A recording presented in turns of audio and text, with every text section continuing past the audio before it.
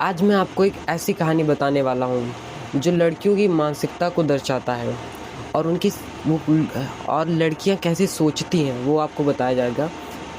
तो आज की वीडियो शुरू करते हैं। मटिल्डा नाम की एक लड़की थी। उसका जन्म एक कलर परिवार में हुआ था। उसके पिता कलर थे एंड उसकी माता एक हाउसवाइफ थी। मटिल्डा एक ऐसी लड़की थी जिसे गहनों का, महंगे कपड़ों का, घूमने का, इन सब का शौक़ होता है। जैसे कि हर लड़की को इन सब का शौक़ होता है, वैसे उसको भी था। उसको कुछ ज़्यादा ही था, लेकिन उसकी शादी एक सिंपल से कलर के साथ कर दी गई थी। मटिल्डा इससे बहुत दुखी थी क्योंकि जब वो अपने घर में पहली बार गई थी अपने ससुराल में, तो वहाँ उसके ससुराल में ना तो उसके सास ससुर थे, बस उसका पति था। और तो उसने जब देखा पहली बार तो वहाँ पे कोई बड़े सोफ़ा और ये सब नहीं था। उसके यहाँ एक सिंपल सी नौकरानी थी, लेकिन वो बहुत ही हाई लेवल की सोचती थी कि उसके यहाँ हज़ारों मैट्स होंगी और ये ब्ला ब्ला ब्ला। और उसके बाद ये सब था नहीं। लेकिन तो एक दिन क्या हुआ कि मटिल्डा का पति घर आया और उसके हाथ में एक लेटर था और उसने मटिल्डा को बताया कि आज एक मिनिस्टर के यहाँ कल एक मिनिस्टर के यहाँ शादी है और हम दोनों को वहाँ चलना है, हम दोनों के लिए लेटर आया है। तो मटिल्डा को जब उसने दिया वो लेटर, तो उसने उसे टेबल पर फेंक दिया। तो उसके पति ने पूछा, क्यों तुमने उसे टेबल पर फेंक दिया? तो उसने बताया, मेरे पास पहनने के लिए कपड़े नहीं हैं। तो उसके पति ने पूछा कि तुम्हारे कपड़े कितने रुपए में आएंगे? तो उसने कहा 400 फ्रैंक में। तो वो फ्रांस में रहती थी, इसलिए वहाँ फ्रैंक करेंसी थी। तो उसने पहले थोड़ी देर सोचा, उसने कहा कि ठीक है तुम ले लो।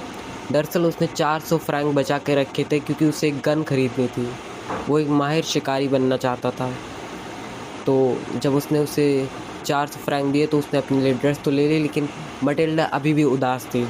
उसने अपने पति को बताया कि मेरे पास ड्रेस के साथ पहनने के लिए ज्वेलरीज नहीं है, गहने और ये सब नहीं है।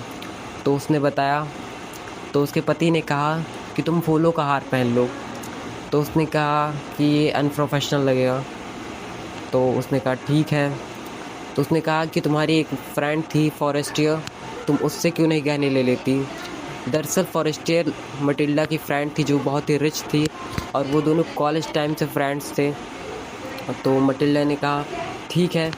तो वो गई फॉरेस्टियर के पास और उसने एक हार लिया जो हीरो का था और उसने उसे लिया और पार्टी में पहना। और वो पार्टी में सबसे आकर्षक दिख रही थी, यानी सबसे खूबसूरत दिख रही थी। सभी ने उसकी तारीफ़ की। लेकिन जब पार्टी ख़त्म हुई तो वो दोनों कैब से वापस आए तो मटिल्डा को रियलाइज़ हुआ कि उसके गले में हार नहीं है।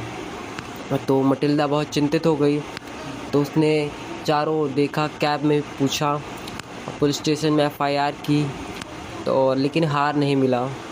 बहुत सारा प्रयास किया गया उस हार को ढूंढने के लिए और विज्ञापन भी दिए गए, लेकिन वो हार नहीं मिला।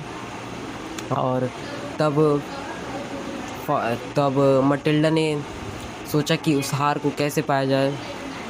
तो बहुत ही ढूंढने पर भी वो हार नहीं मिला किसी को भी। तो उसके बाद उन्होंने नया हार खरीदने का सोचा। तो जब उन्होंने पता किया तो नए हार की कीमत डिस्काउंट के साथ 36,000 फ्रैंक थी। 36,000 फ्रैंक थी, मतलब बहुत ज़्यादा, बहुत ही बड़ी रकम थी उस समय उनके लिए। तो उनकी टोटल सेविंग्स केवल 1800 फ्रैंक थी, यानी उससे बहुत कम, करीब 20 गुना और ज़्यादा बड़ी रकम चाहिए थी उन्हें। तो उसके लिए उन्होंने अलग अलग जगहों से कर्ज लिया और बहुत ही लोन लेकर उन्होंने 36,000 फ्रैंक इकट्ठा किए और उसके लिए हार बनवाया और फॉरेस्टियर को लौटा दिया। फिर 10 साल लगे उन्हें इस हार की कीमत को चुकाने के लिए। 10 साल उन्होंने एड़ी चोटी की मेहनत की, तब कहीं उनका कर्जा ख़त्म हुआ। और उसके बाद एक दिन जब मटिल्डा जा रही थी सब्जी लेने के लिए, तब उसकी मुलाकात फॉरेस्टियर से हुई। तो फॉरेस्टियर ने उसे बताया कि अब मैं बहुत ही खुश हूँ।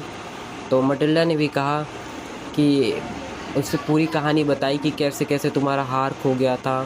तो जब उसने ये सब बताया तब फॉरेस्टियर ने लास्ट में कहा कि वो हार असली हीरो का नहीं था, वो एक आर्टिफिशियल हार था जिसकी कीमत सिर्फ 500 फ्रैंक्स थी।